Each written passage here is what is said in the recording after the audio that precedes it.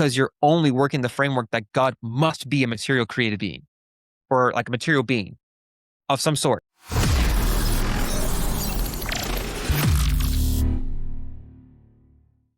So if we're talking about the question being, are Mormons effectively atheists?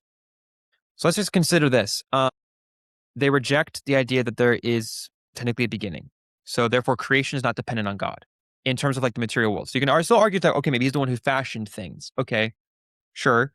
We also have the Doctrine and Covenants saying that we are there with him in the beginning as spirits, and therefore in some way his children, but parentage involves either us being adopted by another, which means we had someone who authored us, or that he authored us. But if we're there with him in the beginning, that means he's not the cause of us. Therefore, we are also eternal.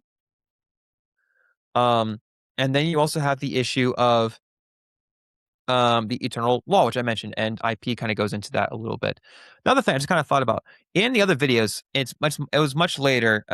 We didn't quite get to it, but I'll address this quickly. One point they were kind of arguing over the issue or discussing the issue of spiritual beings, and trying to say that, well, look, because they're immortal, therefore they must be eternal. It's like that's not quite true, because you can be authored by someone and then granted the ability to be immortal or to be living everlasting. But then also that being has the ability to take that away from you. It's like when they're trying to argue against Colossians, saying, oh, look, it doesn't affirm ex nihilo. It's like, okay, if it says that God is the creator of all the things that are seen and unseen, which means the physical realm and the heavenly realm, that means the spiritual creatures and things in there are therefore creatures of God that he has created, and that the material things are created by God. That is what that means. If you want to say it's not ex nihilo, okay, we can argue about that, but it still says they're all their origin is found in him. So what do you mean that we are spiritual children who are there with him beginning, that are intelligent, that are not created, and yet are? And then they were trying to argue against the whole idea of like ex nihilo, saying, well, look, you can't have matter and energy be created. It's like, no, the law says the law says you can't create or destroy it, but that's because we're bound to. If you have a being that exists outside of that, then yes, he can. And so that's like that whole point where they're saying like, we don't understand how this works, is like, because you're only working the framework that God must be a material created being, or like a material being of some sort. Therefore, no, yeah, you're not going to be able to get that because you're boxed into that position. Whereas we and literally everyone else in like theism said that God is outside that.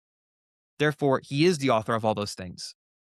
So we actually have less issues with that than you do, because we have all this evidence pointing to the beginning of these things. You have to say that they were all wrong, which is fine, but now you have to demonstrate how they're wrong and why they are wrong, versus, which in your case, at least all the arguments I keep finding are just circular over and over again.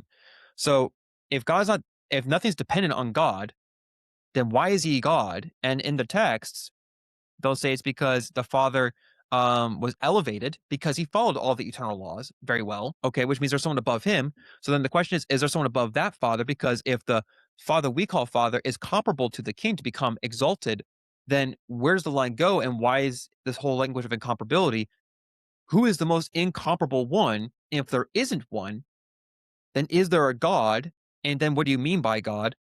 And this holds me to the question, like, are you guys just technically atheists because you don't really have a God? You just have a supernatural king, and that's all he is, because he did super well in his last life. That's all I'm getting.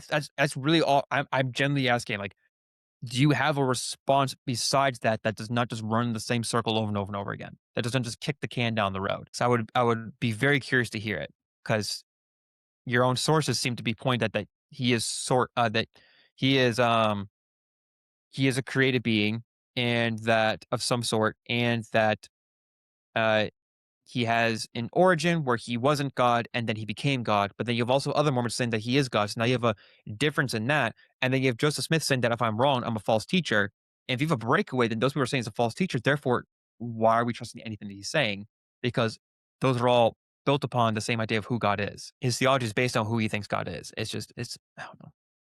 It's a mess.